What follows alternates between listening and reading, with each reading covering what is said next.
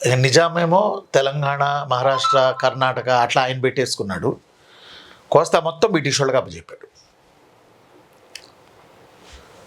ఎప్పుడెప్పుడు అప్పచెప్పాడు? 1759లో ఉత్తర సర్కార్లు, 1787, 88లో Guntur, 1800 October 12 Rayalaseema, 1802 Nellore, Chittoor, 1804 Wellesley formed Madras state.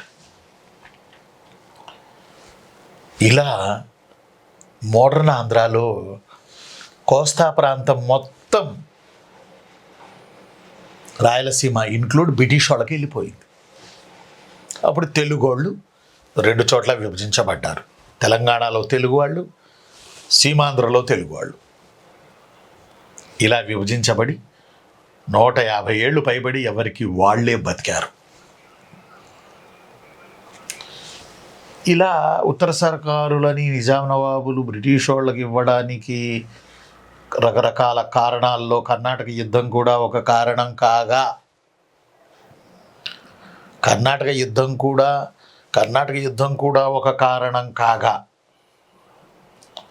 But ఉత్తర సర్కారుల్లో లోకల్లో జరిగిన బొబ్బిలి యుద్ధం, చందుర్తి యుద్ధం, పద్మనాభ యుద్ధం, ఈ యుద్ధాలు కూడా ఫ్రెంచ్ వాళ్ళు బలహీనపడి వెళ్ళిపోవడానికి, ఉత్తర సర్కారుల మీద బ్రిటిష్ వాళ్ళకి మరింత హోల్డ్ రావడానికి ఈ యుద్ధాలు కూడా పనిచేసాయి, కర్ణాటక యుద్ధాలతో పాటు. ఆ యుద్ధాలే బొబ్బిలి యుద్ధం, చందుర్తి యుద్ధం, పద్మనాభ యుద్ధం.